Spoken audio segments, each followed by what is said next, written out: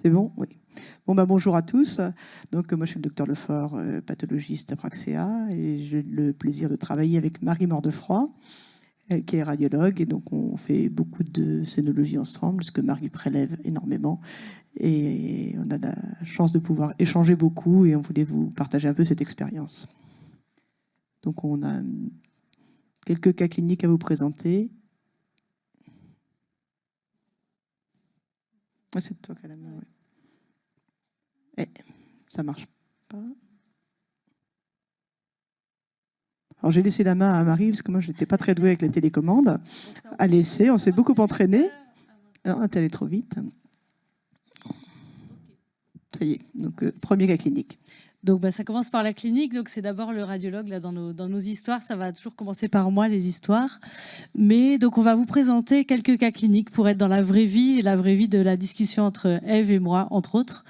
Donc une dame de 42 ans qui vient sans antécédent personnel ni familial. On lui a fait une première mammographie où on voyait une petite désorganisation architecturale. Je vais pas faire trop de radio, promis, mais c'est quand même le début. On fait une échographie, on voit rien. On fait une IRM, on voit rien. Donc c'est quand même un cas où on se dit bon, c'est une image qui a été créée un peu par nos images assez sophistiquées aussi. La tomosynthèse notamment, tant pis, on va la surveiller parce qu'on ne va pas commencer à surmédicaliser des patients qui se plaignent de rien et dont l'image n'est visible qu'en 3D. Du coup, on la surveille régulièrement et puis elle revient. Donc là, je vous montre l'image. C'est une image de face. En interne, ici, on voit une espèce de zone un tout petit peu avec des spicules un peu chevelues là. Et la tomosynthèse permet une image en 3D qui est beaucoup plus résolue, qui nous permet justement de voir ce qu'on appelle une image de désorganisation architecturale sans centre dense. Donc là, nous, on dit, est-ce que c'est pas un nodule d'Aschoff ou quelque chose comme ça? Et le problème chez cette patiente, c'est qu'il n'y avait pas de traduction échographique. Et là, commence à apparaître une zone un peu verticale hypoéchogène avec quand on regarde en 3D, c'est un petit peu, c'est désorganisé aussi. Donc, puisque j'ai une cible en échographie, là, ça va changer, on va changer de comportement. Il faut quand même que je prélève. Quelque chose a changé chez cette patiente. Donc, j'ai fait une biopsie. Et donc, j'envoie les lames à Ève. Voilà, donc moi je reçois les microbiopsies avec renseignements cliniques, des organisations architecturales avec image hypoéchogène verticale. Et donc sur ces biopsies, qu'est-ce qu'on voit finalement des lésions assez nodulaires, assez régulières, avec une architecture pas très stellaire. C'est des lobules en fait, donc des lobules élargis. Tu veux que je prenne? Non, vas-y, des lobules élargis. D'accord, les lobules, c'est bien ça, qui sont donc bordés par des cellules cylindriques. À droite, on voit que le marquage avec la P63 met en évidence des cellules myoépithéliales, donc on est devant une lésion qui est parfaitement bénigne d'adénose floride. Bon, on n'a pas particulièrement de zone sclérosante, on n'a pas d'explication pour une image stellaire. Là, voilà. Donc là, on est typiquement dans le cas où il y a une discordance entre ce qu'on m'annonce et moi ce que j'ai sur mes lames. Bon, donc sur le coup, j'appelle Marie et je lui dis Marie, il y a un petit souci parce que tu m'annonces une lésion stellaire et moi j'ai de l'adénose. Qu'est-ce qu'on fait? Donc c'est quand même le problème là, des microbiopsies, de faire une petite microbiopsie 14 gauche, c'est pas énorme et on a besoin d'avoir la lésion en entier. En plus, c'est une lésion qui est difficilement surveillable sur le plan radiologique. Donc c'est une des indications où on est dans l'ACR 4. Pour nous, on peut s'attendre à quelque chose de bénin parce qu'il n'y avait pas de centre dense, mais l'image est insurveillable, donc c'est une indication chirurgicale. Donc la patiente est opérée et donc là, Ève a la pièce complète. Vous préférez les pièces complètes? Non, on préfère pas les pièces complètes. J'adore les belles biopsies. Donc, sur la pièce d'exérèse, on retrouve les lésions d'adénose, donc en périphérie, les mêmes images que ce qu'on avait. Je sais pas, je vois pas le oui, voilà. Et puis, la chose qu'on va voir apparaître ici, c'est qu'au centre, on a une zone un peu rose, là, d'élastose, avec des petits tubes dedans, qui sont étirés et qui, voilà, si, c'est un peu étiré. Oui. Et donc, à droite, toujours sur l'immunohistochimie, il persiste une assise myoépithéliale au pourtour de ces tubes. Donc on reste sur une lésion qui est bénigne, hein, mais qui est une lésion sclérosante, qu'on appelle la cicatrice radiaire ou la lésion sclérosante complexe selon sa taille, et qui peut là pour le coup expliquer l'image. Donc là on a vraiment voilà, on a une explication à notre image, on est concordant, donc on est content. Donc voilà, pour aller plus loin, bon, très rapidement, hein, ces lésions sclérosantes, on les opère, hein, comme disait Marie. Pourquoi on les opère? Parce qu'il y a souvent des associations à des lésions atypiques, voire à des carcinomes. Donc là, on parle de la cicatrice radiaire ou de la lésion sclérosante. Hein. Et puis, le diagnostic différentiel, tant en radiologie qu'après même en anapathe, hein, sur la pièce, c'est on va toujours chercher à traquer le carcinome associé, soit le carcinome tubuleux, qui va être un carcinome très bien différencié, avec des petits tubes qui sont aussi quelquefois un peu à disposition radiaire, mais il y a des petites choses un peu différentes, notamment des irrégularités au niveau de la forme des tubes qui sont plus ouverts. Et puis, quand on recherche l'assise myoépithéliale dans un carcinome, on ne va pas la retrouver. Et puis, là, le carcinome adénosquameux de bas grade aussi, quelquefois, peut être assez proche de la cicatrice radiaire. Mais là, l'architecture est un peu différente et il y a des aspects squameux. Voilà, donc ces lésions sclérosantes, comme on l'a dit, en général, on les opère. Il y a quelques cas où on ne va pas les opérer, c'est lorsque soit c'est une découverte fortuite sur une biopsie qui était faite pour tout à fait autre chose, et surtout, on ne va pas forcément les opérer si après les biopsies, qui sont souvent des macrobiopsies, s'il n'y a plus d'image sur la radio, à ce moment-là, on va se contenter de surveiller les patientes dans ces cas-là. Donc voilà pour ce cas. Donc on avait une discordance, puisqu'on avait une image qui était suspecte à CR4, B ou C, hein, et finalement une image bénigne sur nos biopsies. Donc quand vous êtes dans ce cas de figure, faut se confronter. Alors soit c'est le radiologue qui appelle l'anapathe en disant « donc tu m'as dit adénose, t'es bien gentil, t'as bien regardé ta lame, t'as fait tes recoupes, parce que moi c'est pas ça que j'attendais ». Soit c'est l'anapathe qui va appeler le radiologue en disant « écoute là Marie, je suis pas sûr que la biopsie soit, voilà, on n'est peut-être pas tout à fait dans la lésion ». Mais dans ces cas-là, évidemment, il faut rebiopsier. Ou dans ce cas, on a opéré parce que c'était quand même une image assez typique de cicatrice radiaire et que de toute façon, on savait qu'on irait à la chirurgie. Alors on continue. Maintenant, à la consultation arrive une patiente de 40 ans. Elle n'avait jamais fait de bilan antérieur. Elle a des antécédents de second et troisième degré dans la famille. Et elle vient parce qu'elle a une zone douloureuse des cadrans externes du sein gauche. Donc ça, c'est une présentation clinique archi classique. Donc à 40 ans, on se dit, on va tomber sur des petits kystes. Donc on commence par une échographie. Et puis on tombe pas sur des petits kystes. En fait, on tombe sur une plage hypoéchogène irrégulière, très difficile à mesurer, avec pas mal de flux Doppler. Dans le creux axillaire, on voit un ganglion avec un cortex épais, ou même une adénopathie, un ganglion qui a une sale tête. Bon, ça c'est les radiologues. Du coup, nous on a des belles lames et vous avez des ganglions qui ont une sale tête. Donc, alors oui, nous aussi on a des très belles images, mais donc là, on sort complètement du contexte sein, on va dire, de mastose ou je sais pas quoi. Là, on commence à être un peu plus inquiet. Donc, on fait une mammographie. Donc là, je suis désolée, nos images de calcification, ça passe super mal. Mais le sein était criblé de calcifications ponctiformes irrégulières, mais dans tous les cadrans externes du sein. Mais regroupés. Regroupés par endroits. Mais complètement asymétrique aussi. Nous, on a les deux seins, donc on voit le sein normal et le sein pathologique. Donc là, il y avait une franche asymétrie. Donc ça commence à être plus inquiétant. On avait la possibilité de faire vite l'IRM. Sinon, le plus important, c'est de faire vite les prélèvements. Là, j'ai fait l'IRM juste avant les prélèvements pour vous montrer un tout petit peu d'image aussi. Là, c'est le sein droit qui est complètement normal. Le sein gauche, tous les rehaussements sont pathologiques puisque le sein droit montre le rehaussement de fond qui est très faible. Et donc à gauche, toute cette prise de contraste, ça s'appelle un rehaussement non-masse qui prend tous les cadrans externes et même la région rétro-aréolaire et correspond à la zone de calcification. Donc tout ça, c'est archi-pathologique, donc classé, on va dire, ACR 5 à cause des calcifications polymorphes très nombreuses. Il est classé ACR 5, donc là, j'attends de l'anapathe plutôt du malin. Et donc, je fais une macrobiopsie. Voilà. Donc nous, on reçoit les macrobiopsies avec comme information masse ponctuée de microcalcification ACR5. Donc sur les macrobiopsies, on va voir, donc c'est à droite les canaux, là, voilà, des canaux dilatés. Hein. vais essayer la flèche. Je ne suis pas très douée avec la flèche.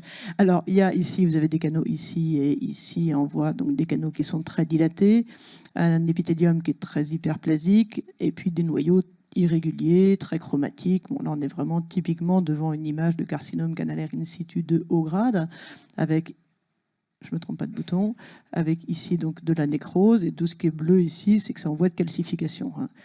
Donc sur l'immunohistochimie, là encore, on va rechercher nos cellules myoépithéliales, on les retrouve en bordure de nos canaux. Et puis, ce qu'on va voir ici, c'est que c'est quand même assez inflammatoire. La fibrose est inflammatoire, et puis on se demande s'il n'y a pas des petites choses là qui nous embêtent un peu. Et ce d'autant plus qu'on est quand même devant une masse clinique, donc on se dit, bon, l'in situ, ça n'explique pas forcément la masse, donc on va faire des niveaux. Attention, est-ce que j'y arrive? Ouais. On va faire des niveaux, et sur ces niveaux, on voit apparaître ici, vous voyez peut-être, je ne sais pas si vous voyez dans la fibrose, ces petites, voilà, des petits massifs tumoraux qui sont un petit peu différents de ce qu'on voyait. Ici, un marqueur épithélial qui met en évidence, donc en effet, et en fait, sur l'ensemble de la lame, on avait énormément de petites zones comme ça, de foyers finalement carcinomateux infiltrants à côté de ce canal. Donc ici, c'est le marquage des cellules myoépithéliales, donc je ne sais pas si vous voyez, mais il reste quelques cellules, alors il n'y en a pas énormément, mais il reste quelques cellules en bordure du canal ici. Par contre, là, il n'y a plus du tout de cellules myoépithéliales. Donc là, on a pu conclure à un carcinome canalaire in situ associé à des lésions de carcinome infiltrant de type NST de haut grade, et ce qui était tout à fait corrélé finalement à ce que Marie attendait. Là, je vais vous parler, à propos de ces calcifications, je vais vous parler quand même de ce qui, moi, m'importe, le message que j'aimerais passer ici, c'est que quand Marie m'envoie des microcalcifications, des macrobiopsies, elle m'envoie toujours avec la radio des prélèvements. D'accord, ça, c'est la radio des prélèvements de la patiente dont on vient de parler, où on voit que les calcifications, il y a pas mal de calcifications regroupées. Là, vous avez énormément, c'est un autre dossier, mais vous avez énormément de calcifications regroupées. On peut voir qu'elles sont irrégulières. Donc déjà, nous, quand on a ça, quand on va regarder nos lames, il faut qu'on retrouve la même chose. Donc c'est vraiment important de discuter avec les radiologues et de leur dire, donnez-moi absolument les radios de prélèvement avec les prélèvements, parce que moi, c'est ce qui va me permettre de corréler, et c'est ce qui va me permettre de voir si j'ai un prélèvement significatif ou pas. Si j'ai cette radio de prélèvement, je vois rien, je vois pas, je suis là. Si j'ai cette radio de prélèvement ici, et si sur ma lame, j'ai 3 calcifications rondes, il y a un truc qui ne va pas. Donc soit je me suis trompé de bloc, bon ça n'arrive jamais, enfin, en tout cas on l'espère, soit je n'ai pas assez avancé mes blocs, donc à ce moment-là je vais m'acharner à retrouver des calcifications en recoupant, en regardant en lumière polarisée, parce qu'il y a certaines calcifications qu'on voit à la mammographie, mais qui ne sont pas visibles sur une coloration standard sans regarder en polarisation. Dans certains centres, on fait même des radios des blocs pour voir s'il y a des calcifications dans l'épaisseur avant de recouper. Donc voilà, et par contre, c'est sûr que si je suis dans ce cas de figure-là, donc c'est aussi des radios de prélèvement qui m'ont été adressées. Là, j'ai une calcification, peut-être 2 ou 3 ici, enfin vraiment, il y en a très très peu. Là, si j'ai presque pas de calcification sur mes lames, je ne vais pas forcément m'acharner à recouper, je vais appeler le radiologue et je vais dire, Marie, c'est pas Marie qui me fait des prélèvements comme ça, mais je vais appeler le radiologue concerné en lui disant, écoute, là, j'ai pas beaucoup de calcification, mais franchement, sur tes radios, il n'y en a pas beaucoup. Alors, qu'est-ce que tu avais à la mammographie? Est-ce qu'il y avait un vrai foyer? Et est-ce qu'il ne faut pas reprélever? Donc là, à ce moment-là, on va demander à ce que ce soit reprélevé. Voilà, bon, ça c'était pour illustrer les microcalcifications, donc très très vite. Donc là, on est devant des microcalcifications bénignes, donc toujours des lésions d'adénose. C'est un peu la même chose que ce qu'on avait sur les premières radios, avec ici des acinies qui sont très dilatées, de la métaplasie apocrine. Et vous voyez ici des calcifications qui sont très rondes, très régulières. Donc dans l'adénose, c'est vrai qu'en général, bon, c'est rarement classé à CR5 une adénose. On a toujours des calcifications plutôt régulières. Tu m'arrêtes si j'ai des bêtises. Là, à droite, on est toujours sur une lésion parfaitement bénigne. On voit un peu là, donc une lésion très bien limitée, avec des petits tubes qui sont étirés. C'est un peu lobulé. Et là, vous voyez une calcification. Alors là, celle-là, vous imaginez que sur une radio de prélèvement, elle ne va pas être ronde du tout. Elle est très irrégulière. Et si vous en avez pas mal sur un fibroadénome dans un sein dense, il peut arriver que le radiologue, il n'ait pas vu le fibroadénome, il ait vu que les calcifications. Et là, celui-là, je ne sais pas comment tu le classerais. S'il y en a beaucoup, ça va être classé... On peut, oui, on est amené parfois, on voit des foyers de calcification très polymorphes, c'est quand le fibroadénome commence à se calcifier et on ne sait pas si c'est très grave ou pas du tout grave, mais on n'a pas envie d'attendre que ça devienne ou très très grave ou ça confirme que c'est pas grave, donc parfois on prélève, même si en arrière-pensée on dit soit c'est grave, soit c'est un fibroadénome. Donc ça nous arrive quand même de macrobiopsier des fibroadénomes en disant j'ai pas envie d'attendre 6 mois de voir comment vont pousser ces calcifications. Je préfère les vérifier.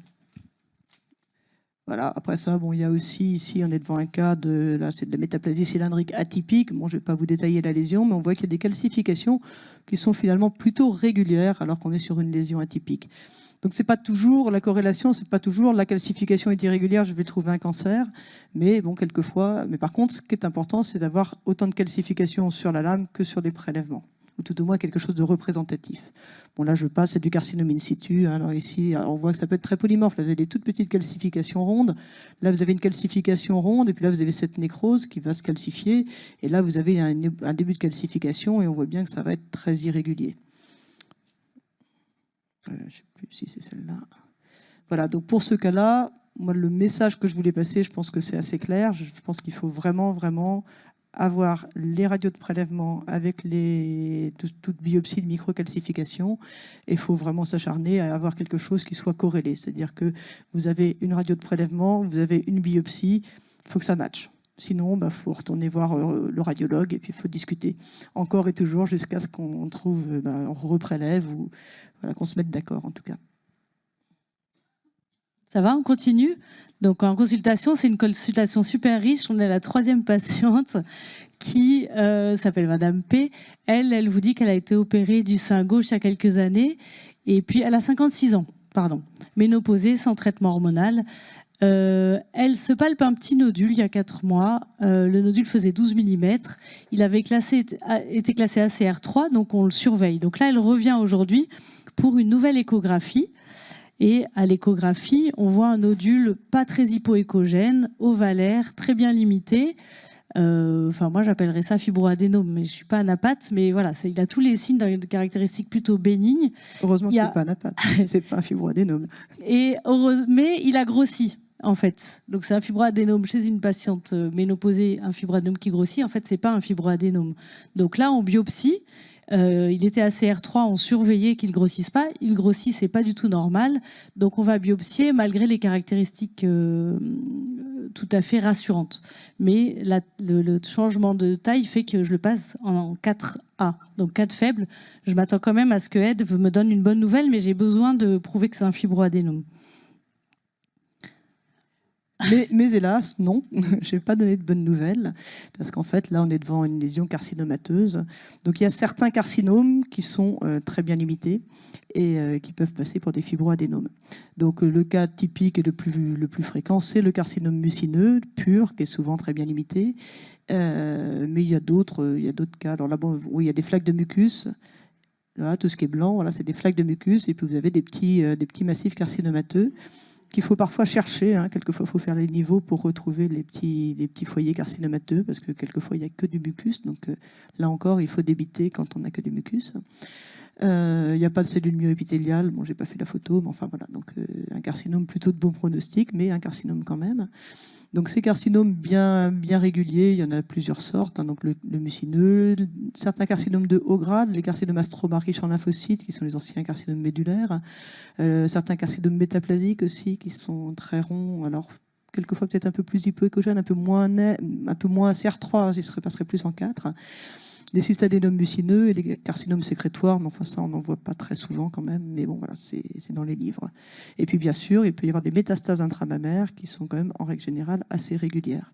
Donc tout ça pour dire que, on va peut-être passer, que quand vous avez un nodule, quand vous avez des atypies ou des lésions malignes, alors qu'on vous annonce un nodule plutôt régulier, type donc BRAF de la CR3 ou 4A, bien sûr que ça peut arriver. Si c'est un mucineux, bon, vous dites, oui, c'est logique. Après ça, vous pouvez aussi, là encore, rappeler le radiologue si c'est un métaplasique, qui va vous dire d'ailleurs qu'il n'est peut-être pas si rond que ça.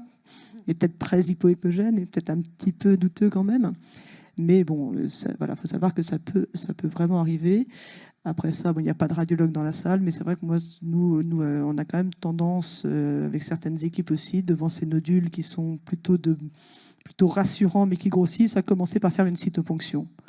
Parce que ça peut permettre de dégrossir un peu les choses, et quand c'est un fibroadénome qui grossit, finalement, ça peut éviter la biopsie. Mais bon, voilà, la biopsie, c'est bien aussi. Ouais, et le message du dossier de mon côté, c'est quand même dès qu'un nodule grossit chez une femme ménopausée, c'est pas normal, et donc là, on doit agir. Il n'y a pas que les caractéristiques qui sont importantes, il y a aussi la cinétique. Et dernier cas, une dame de 49 ans qui vient parce qu'elle elle sent que son sein se modifie en inféro-interne gauche et que son sein gauche devient un peu différent du sein droit. Elle a juste un antécédent chez une tante. Je disais toujours, il faut toujours faire confiance dans les patientes, sauf les patientes qui viennent tous les 15 jours tellement elles sont stressées. Mais si c'est une patiente qui ne vient pas régulièrement, quand une patiente a une sensation, enfin moi j'y crois beaucoup et j'écoute beaucoup et je suis inquiète avec elle jusqu'à preuve du contraire, quoi.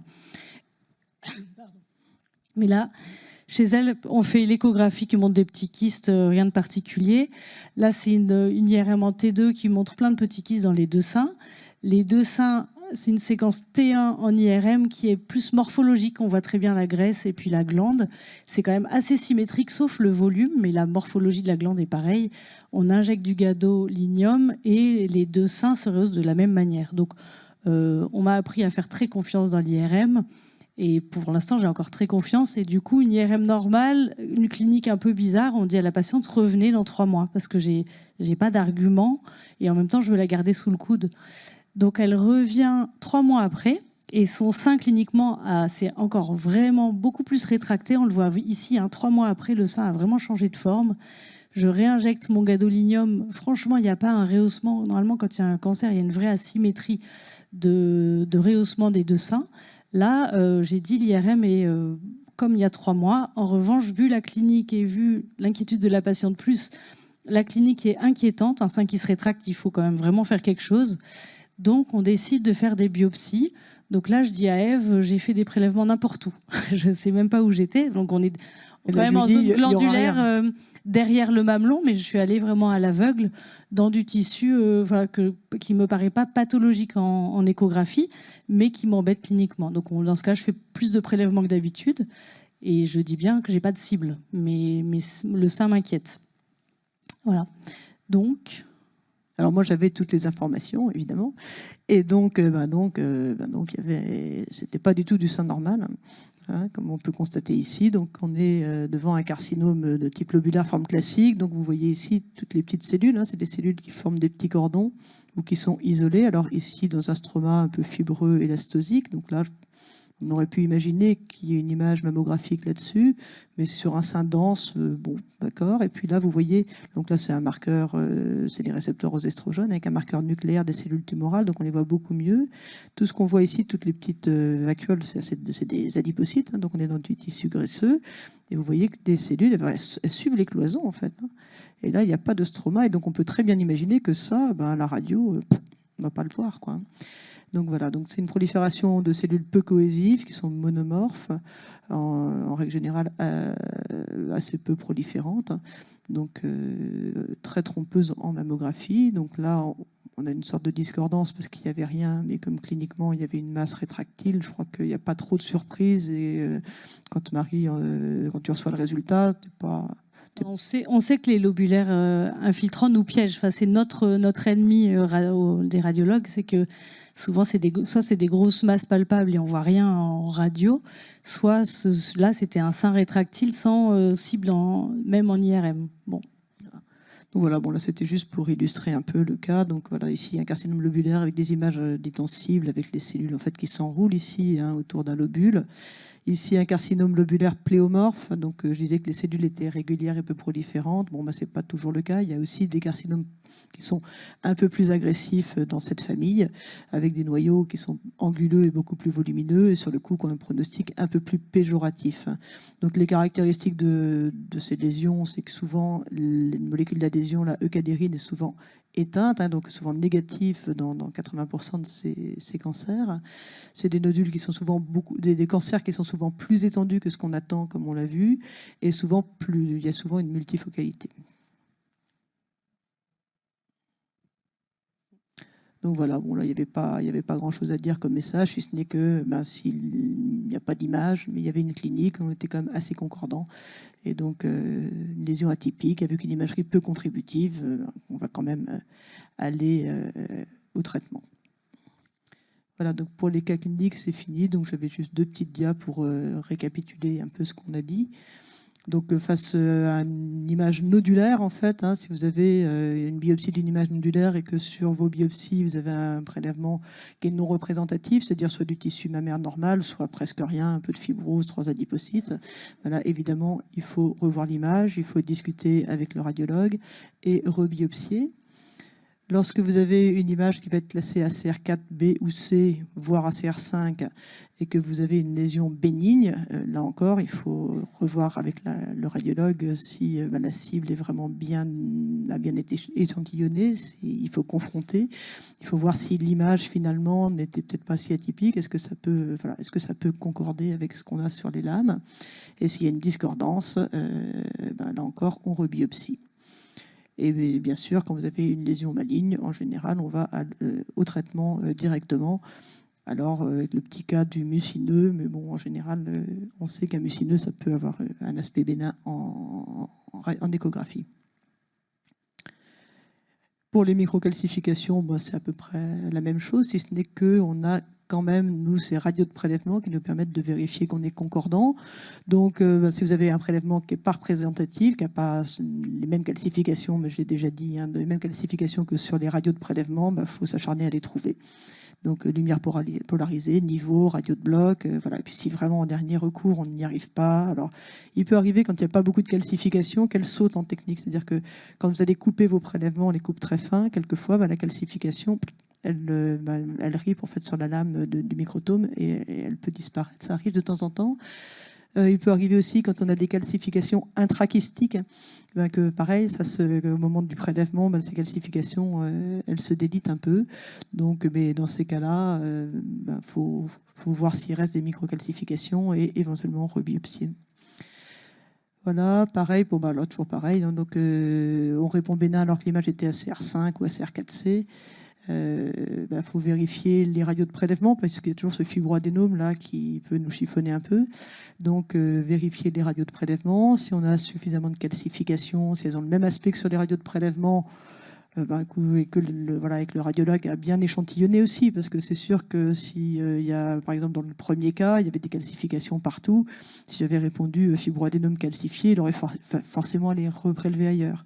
Mais bon, s'il y avait plus de 50% du foyer qui a été biopsié à ce moment-là, et que nous, on a répondu bénin, si on a moins de 50% de calcification et qu'on n'a pas une concordance absolue entre les radios de prélèvement et les images histologiques, il faudra rebiopsier. Voilà, et puis quand c'est malin, en général, on va au traitement directement. Voilà, je crois que c'était tout ce qu'on avait à dire sur le sujet. Tu avais peut-être autre chose? Non, je ne sais pas si vous avez des questions. Si vous avez des questions, la coopération radiologue Anapat. Je ne sais pas. On les a endormis complètement. Merci Ève et Marie pour cette présentation très didactique, avec de très belles images, en radio et en pathologie. Donc personne n'a de questions, vous n'avez pas de questions particulières sur ces présentations? Il y a une dame là qui a une question. Une petite question.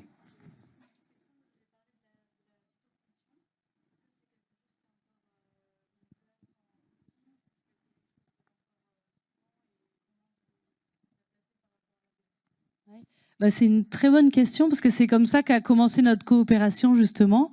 Moi, en tant que radiologue, j'avais fait 6 mois d'interne à Curie où il y avait des staffs de corrélation Anapat radio. Et donc, j'avais appris à faire de la discussion avec les Anapathes et c'était toujours intéressant de savoir où va ma biopsie, ce qui se passe, ce que devient la patiente. Et donc, quand je suis arrivée en libéral, je me suis dit j'ai très envie de continuer, de ne pas être toute seule avec mes biopsies, mais de faire de la coopération.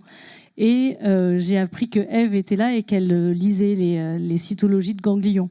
Et moi, j'aime pas faire les biopsies de ganglions. Je sais que peut-être il va falloir que je m'y mette, mais je trouve que si on a quelqu'un qui sait très bien lire les cytologies, en 3 minutes, on fait un petit prélèvement et on a la réponse. Donc, et à Curie, j'avais vu que ça marchait bien. Et donc, j'avais appelé Ève en disant « Est-ce que tu peux venir me voir, m'apprendre à faire la cytologie ?» vérifier que mon geste est le bon, que toi, tu as les cellules que j'attends. Enfin, bref. Et donc, elle a vérifié mon geste. On a discuté un petit peu combien de lames, comment j'étale, machin. Et puis, maintenant, moi, je fais que de la cytologie. Mais quand je discute avec beaucoup de radiologues, tout le monde dit non, il faut passer à la biopsie. La cytologie n'est pas assez rentable. Mais dans notre pratique de toutes les deux, quand j'attends un ganglion positif, il est positif. Et quand il est négatif, dans presque tous les cas. Donc, pour l'instant, nous, ça fonctionne bien. Mais ce n'est pas le cas de tout le monde. Ça dépend de la technique de prélèvement de cytologie, du cytologiste aussi. Ça, j'ose moins parler de ça, mais si. Mais bon, c'est très nous, ça marche bien. Le binôme marche bien et on continue vraiment à faire ces cytos parce que ça gagne un temps fou, quoi. Voilà, et puis pour continuer à répondre sur votre question, c'est vrai que c'est très opérateur dépendant, donc c'est sûr qu'il faut qu'il y ait un préleveur qui sait prélever. Et puis c'est le cytologiste, il faut avoir quelqu'un qui sait lire les cytos, ce qui n'est pas toujours le cas, parce qu'on n'est pas très formé à la cyto finalement pendant notre cursus. Moi je trouve que ça garde sa place dans certains cas. C'est sûr que pour rassurer des patientes devant une petite lésion qui ressemble à un kyste épais en fait, parce que ça c'est surtout ça la place, vous mettez une aiguille dedans, vous ramenez un peu de liquide épais, on répond kyste épais, on n'en parle plus. La biopsie, là dans ce cas-là, moi perso, je trouve que c'est un peu trop. Mais bon, ça c'est parce que je suis habituée à la cytoponction et que j'ai la prétention de savoir les lire. Dans les cas, pour les ganglions, moi je trouve aussi que la cytoponction, ça a encore sa place. J'ai des femmes très très jeunes qu'on nous envoie quelquefois pour des ponctions, pour des biopsies, pour des fibroadénomes. Des fois, on a envie de pas la faire, la biopsie. Donc on se dit, bon, on va la rassurer avec une cytoponction. Mais bon, voilà, mais c'est vrai que de plus en plus, les radiologues font des microbiopsies, mais je pense aussi que le dialogue entre anapathe et radiologue permet aussi de laisser la place à la cytoponction dans certains cas, parce que sur le coup, c'est sûr que si la cytoponction n'est pas optimale, on va en parler, et puis derrière, on va faire une biopsie. Merci, j'allais vous poser des questions sur la façon dont vous travaillez, votre collaboration, le tandem que vous montrez et la façon dont vous travaillez qui semble absolument passionnante. Donc, vous avez répondu. Donc, j'ai une autre question qui est un peu dans le titre, un petit peu là, innovation en pathologie. Comment imaginez-vous pouvoir mieux travailler demain et avec quels nouveaux outils entre pathologistes et radiologues, sachant que nous allons vers de la numérisation de part et d'autre. Quelles sont vos idées d'un monde de demain où vous pourriez partager plus avec radiologue et pathologiste, et comment vous l'imaginez? Déjà, tu as le partage des images qui va quand même simplifier un petit peu quand même les échanges entre radiologues et pathologistes, parce que tout ce que je vous ai montré ici, c'est des images. C'est sûr que quand j'appelle Marie ou quand elle m'appelle, je n'ai pas l'image écho, elle n'a pas l'image histo, donc ça peut être des outils utiles. Mais je t'envoie mes radios de calcification promis à chaque fois. Ça, c'est sûr. Ça, c'est une des roches. Sinon, je me fais tuer. N'exagère pas. Donc voilà. Bon, et puis après ça, tu sais bien, il y a plein d'outils qui sont en train de se mettre en place, qui sont même au-delà de tout ça, tous les outils de lecture via l'intelligence artificielle, tout ça, c'est des choses qui peuvent aussi être partagées et qui peuvent être, à mon avis, pluridisciplinaires. Mais bon. J'allais y venir, effectivement. Je pense que ça fait partie probablement des éléments de demain, c'est-à-dire de pouvoir partager nos images et l'intelligence artificielle associée au diagnostic. Parce que je pense que c'est vraiment complémentaire. Après, l'intelligence artificielle, nous, elle est plus qu'à nos portes, elle est déjà dans nos ordis, mais elle ne fait pas les biopsies quand même. Donc moi, je suis rassurée sur mon futur de radiologue, c'est que les biopsies, l'annonce aux patientes, j'espère que ce ne sera pas un ordi qui le fera. Donc j'espère garder quand même ce côté très humain et proche du patient. Ça, je préfère la garder. Moi, du point de vue radiologue, si les délais seront sûrement raccourcis, et ça, quand on fait la biopsie et qu'on dit à la patiente, déjà, vos résultats ils sont quand même assez rapides dans 10 jours, mais c'est quand même 10 jours très longs pour les patients. Et ça, ce délai-là, j'ose espérer que les progrès techniques, les progrès d'image, de communication feront que ça sera plus rapide. Ça, j'en rêve pour dès demain, si c'est possible. Et dans la coopération, oui, c'est toujours intéressant d'avoir les images. Moi, je rêve aussi de voir les lames parfois parce que j'aimais bien et je trouvais ça intéressant. Il y a quand même des dossiers, ça peut arriver dans notre dialogue, si Ève me répond un truc, c'est bénin mais c'est pas spécifique, ça peut me gêner. Donc parfois je la rappelle en disant j'ai vraiment besoin d'un diagnostic spécifique, est-ce que tu peux pas re-regarder un peu les lames et pas dire dystrophie je sais pas quoi, mais un vrai mot qui m'explique pourquoi le nodule est encapsulé, quelque chose comme ça. Et donc, parfois, Oui, voilà, on arrive, on avance ensemble. elle peut rechanger le compte-rendu pour dire le mot capsule ou je sais pas quoi, si elle le voit évidemment, mais on discute beaucoup pour justement, mais c'est pas moi en lisant vos lames qui vais dire mais t'as oublié de dire la capsule, mais je trouve que ce partage des images est super intéressant parce que si on aime ça, c'est toujours sympa de continuer à voir ces images-là, bien sûr. Merci beaucoup. Des questions supplémentaires? Merci Marie, Merci à vous. merci Ève. Bravo.